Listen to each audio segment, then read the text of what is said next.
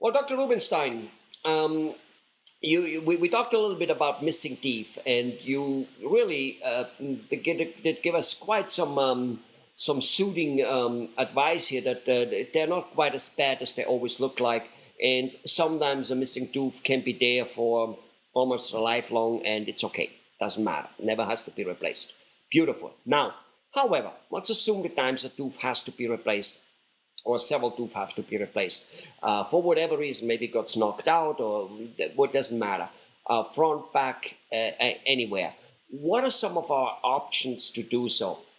You know, I know we had the options for a long time and quite a good option as far as I'm concerned, which is, putting in bridges and stuff like that. Now we have implant. Tell us a little bit, give us a good overall picture of the two or three more or less major ways of how a tooth for two or so can be replaced.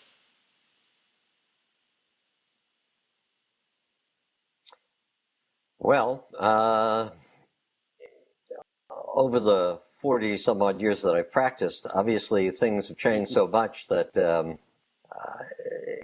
you can replace teeth in a variety of ways which didn't exist when I was in dental school. Well, If it's it not wasn't removable, it, I'm saying that your choices now are that you can make fixed bridge work by crowning teeth and spanning across that, connecting it, but you can also do it with implants. Uh, Both methods work. Both have good things and bad things and drawbacks, and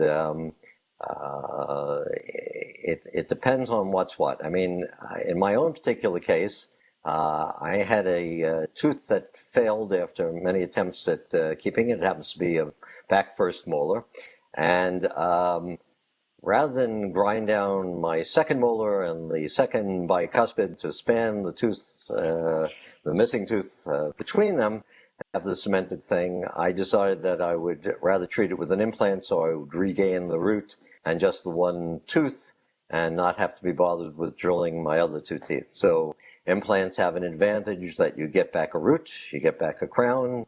If you have no teeth or many missing teeth, you can use these as the actual roots of teeth to make bridge work if need be. If you want it fixed, it can be fixed and removable.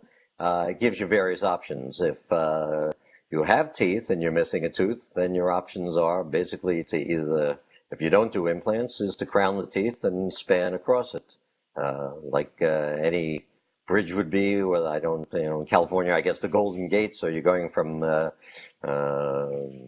whatever county you're going to San Francisco, and you have the massive span in between. So the two poles holding it up would be like the two teeth. That's what a bridge is. An implant would be that you're a pole and somehow you get to hop across, but that's it.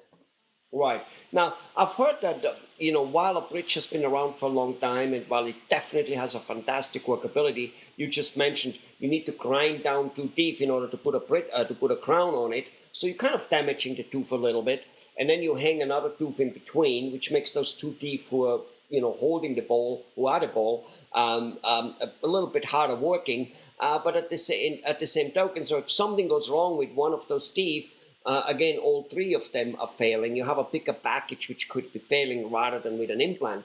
Um, is that kind of like some type of concern overall? Well, that is a concern. I mean, that's the major concern. I mean, one is that you're taking, I mean, if you have a lot of fillings in a tooth, you may need to crown it anyway. So it may Mm, be a good time to use it. The question is that the crown is a tooth that's sort of ground down to a stump prepared by the dentist. And he takes an impression of that, and hopefully the laboratory fabricates a crown, which may be part of a bridge or singularly, and it fits very well and very closely to the tooth. Nothing quite is perfect, including even an implant, which is machine made. But the fact of the matter is that your tooth is, if it hasn't had a root canal, is live underneath, and if you don't take care of it, bacteria can still attack the tooth and decay underneath the crown, and yes, you can lose it. I mean, you could have periodontal failure, the tooth, the crown is fine, but the gum gets infected. Nerve could die if it hadn't had a root canal maybe over years. So you have any number of reasons that a tooth could fail, but hopefully if it's well done and, I mean, if it needs to be done and that's an option, Right. it's not a terrible option. If you maintain it, hopefully, you'll go down with the ship, as they say. Well, in fact, you just said something about maintaining it. So, as you have 3 teeth or 4 teeth, however, depends on how many are missing and hanging down, and from these 2 balls. So let's just say 3 teeth altogether. From what I understand, those 3 teeth are now kind of one piece. They're really welded together. Well, they were one piece from the beginning, but which means flossing between the teeth becomes impossible, and one needs to use these little threads to floss underneath. My point here is this. You said people, those teeth sometimes can fail with gum disease. Is it, I'm lazy in just about everything. Even though I think my whole life I've worked 60 hours a week and sometimes 100 hours a week for years at a row, I'm not lazy, but at the same token, I'm very lazy. Again, comparing with my wife. She flosses and brushes. She's still flossing or brushing, and I have shaved, showered, washed, flossed, brushed. I've done everything. I'm ready. I'm in bed reading a book and say, honey, when you coming? And she said, well, I'm still flossing. So the point is, I would probably be quite often saying, well, not today, this whole thing. And would that endanger my bridge to fail a little earlier?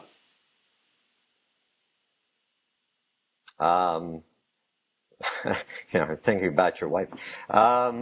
Anyway, the answer Me is, too. well, I'm there's thinking great about her all the time. possibility. There's a great possibility that I remember a discussion ago. She was still having salad while you had already wolfed down dessert. But anyway, the answer is yes. You have a tooth that's underneath this crown. It's a live or a sort of part of a live object, which is you. And it did have a life, whether it was root canaled or not. And an implant is basically a titanium structure that's been made, and so it's metal. And the tooth is not metal. The crown may well be.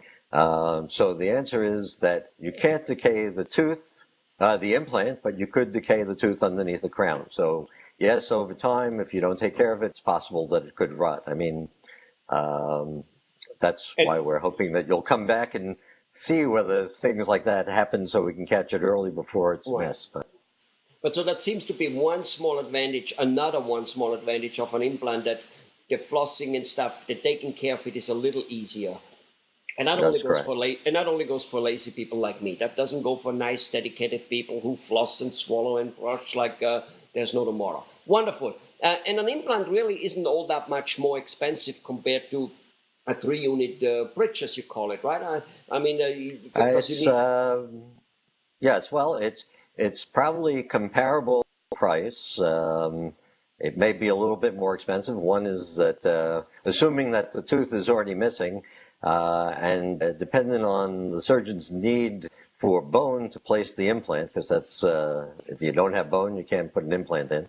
But assuming that you don't need to have bone grafted so you can build more bone, it's probably an equivalent cost. It might be a little bit more for an implant, depends on the practice. It might be the same, might be even less. So it's difficult. Right. But it's not a major. It's not a major like.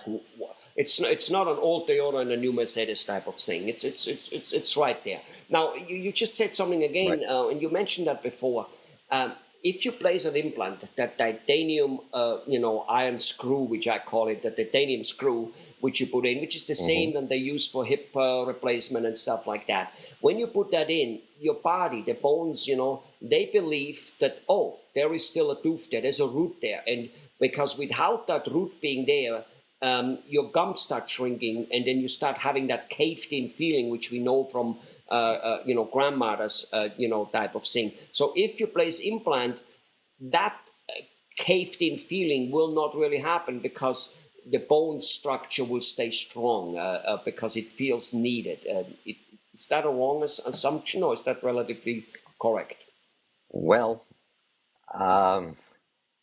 the assumption, well, if you can place the implant and you haven't lost the bone, Right. if you're missing several teeth and you fall in, that's one thing. I mean, one of the instant things about wearing a set of dentures, oddly enough, is that if you had all your teeth missing, your face would sort of collapse as you bite down. And two is that your teeth and the roots in the bone support your lip function as well as the output of it.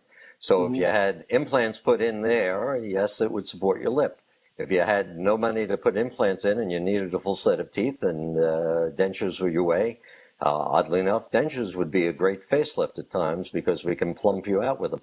So depends on what your needs are, but you know, to say that you can build out your face with implants, you'd probably be doing it with the bone first and the implants would be second. So it depends Well, on I'm how many not teeth you're necessarily missing. saying to build it out. I'm just saying preventing it from keeping shrinking even more.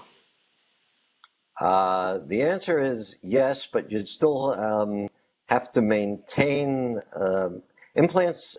You know, we used to think that you put an implant in and over time the bone might go, but it's such a long period of time you probably wouldn't be around. And if the odds are right, that probably is the norm of the day.